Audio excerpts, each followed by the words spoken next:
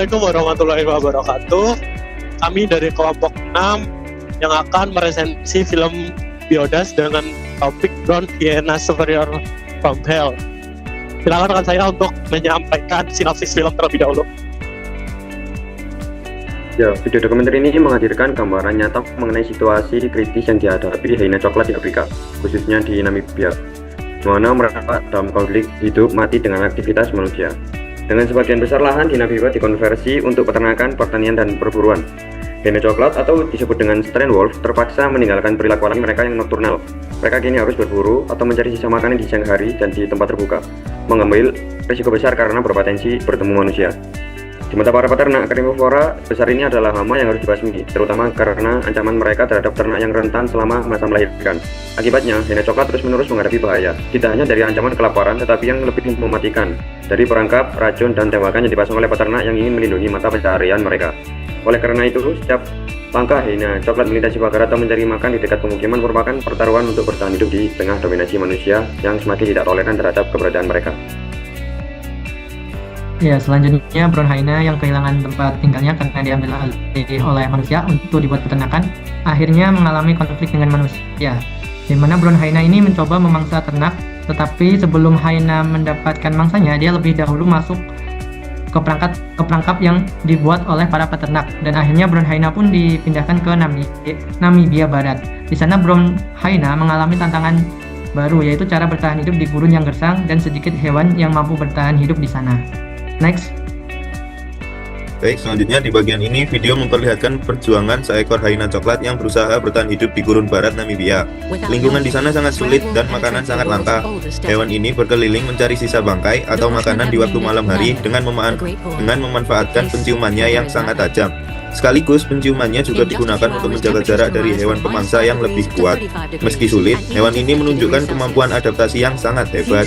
Cuplikan ini menunjukkan bagaimana makhluk hidup menggunakan kemampuan adaptasi fisiologis dan perilaku untuk bertahan hidup, yang merupakan contoh nyata dari prinsip diversitas dan adaptasi dalam biologi. Setiap spesies memiliki cara tersendiri untuk menghadapi tantangan lingkungan.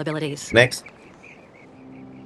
Their pale coat reflects the sun's light, and they can go for several days.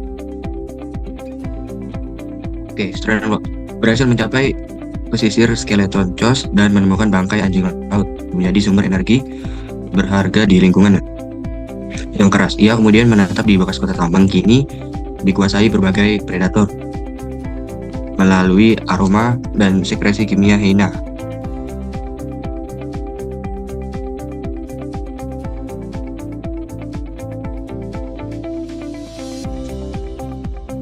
Oke, baik, jadi di pesisir skeleton Chos kehidupan alam berlangsung penuh persaingan.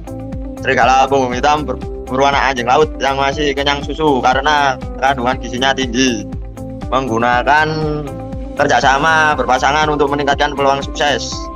Sementara itu, Strain Wolf, seekor hyena coklat, memanfaatkan sisa hasil perburuan untuk memenuhi kebutuhan dan menyimpan cadangan makanan.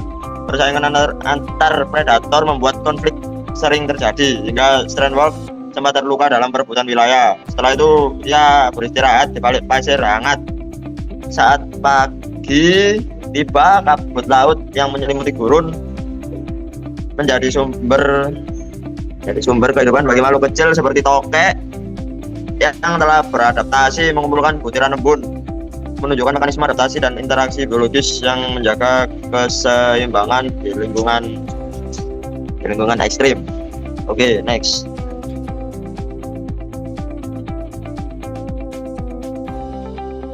Nah, selanjutnya itu ada visualisasi yang dimana di lingkungan yang gersang ada seekor tokek gurun yang memanfaatkan tubuhnya untuk menangkap embun pagi.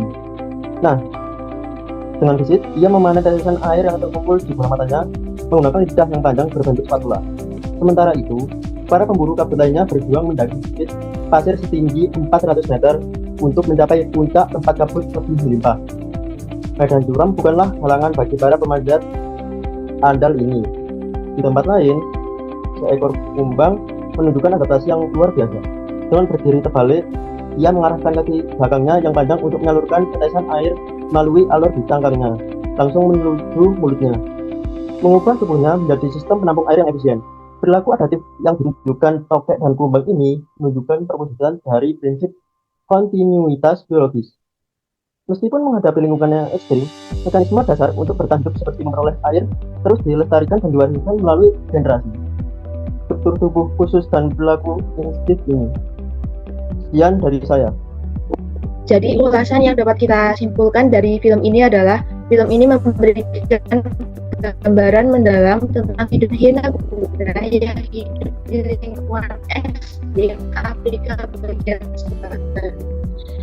Jadi melalui pengamatan perilaku, cara bertahan hidup dan interaksi sosialnya, kami kehidupan yang dijalani kebutuhan akan energi, air, dan lingkungannya.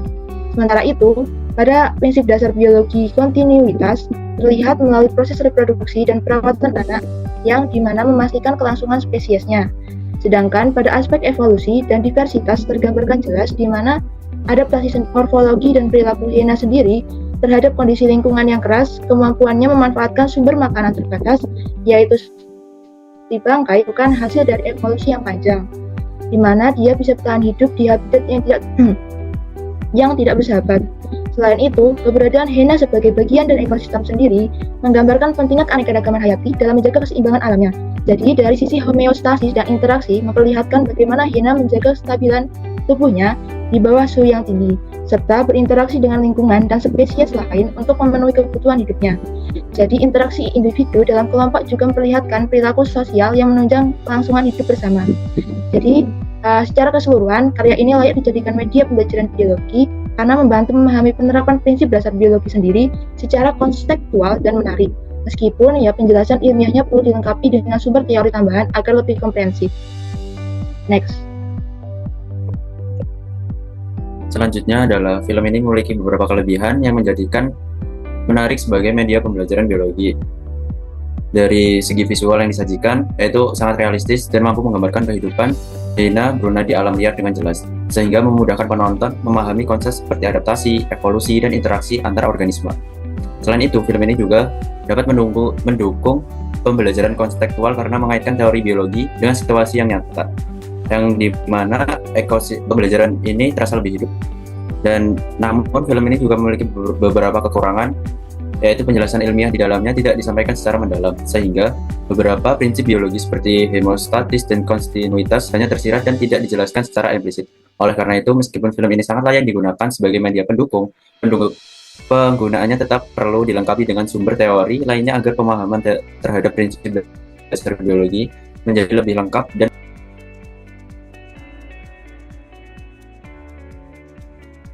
Oke, selanjutnya di bagian kritik dan saran ada beberapa poin. Yang pertama itu poin dari aspek tema atau pesan utama. Untuk kritiknya sendiri yaitu tema utama sebenarnya sangat menarik. Perjuangan hiena coklat atau hiena brun untuk bertahan hidup di lingkungan ekstrim Namibia. Namun pesan ini tidak tersampaikan dengan kuat karena narasi terpecah, kalimat tidak jelas, dan banyak bagian terjemahan yang rancu. Untuk sarannya yaitu tegaskan pesan utama, perjuangan adaptasi, dan peran ekologis hiena dalam menjaga keseimbangan alam. Gunakan narasi yang menyoroti konflik antar alam dan manusia serta nilai konservasi satwa langka agar lebih bermakna secara edukatif. Yang kedua ada aspek informasi ilmiah atau edukasi. Untuk bagian kritiknya ada informasi ilmiah tentang hiena coklat, habitat, dan perilaku berburu hanya disinggung sekilas dan tidak dijelaskan secara jelas. Banyak istilah biologi atau nama hewan seperti leopard dan otari muncul tanpa penjelasan konteks atau keterkaitannya. Untuk sarannya sendiri yaitu tambahkan penjelasan singkat tentang ciri fisik dan perilaku hiena coklat, peran ekologis seperti sebagai pembersih bangkai, menjaga kesehatan ekosistem, seperti perburuan dan hilangnya habitat. Sajikan dengan bahasa yang lebih mudah dipahami audiens umum agar unsur edukatifnya lebih kuat. Dan yang terakhir, yang keempat ada aspek emosional atau naratif. Di bagian titik ada narasi kurang mengundang emosi karena banyak bagian bersifat detektif, kaku, dan terjemahan tidak alami. Tidak ada alur naik turun seperti konflik, klimaks, dan penyelesaian yang membangun keterlibatan penonton. Untuk sarannya sendiri yaitu gunakan gaya narasi dokumenter yang puitis dan mengalir seperti deskripsi alam, perjuangan, kesunyian malam, ancaman manusia, dan sebagainya. Perkuat visualisasi dengan bahasa yang mengunggah imajinasi. Sekian. Baik, itu tadi di kelompok kami. Kurang lebihnya mohon maaf. Kami akhiri. Wassalamualaikum.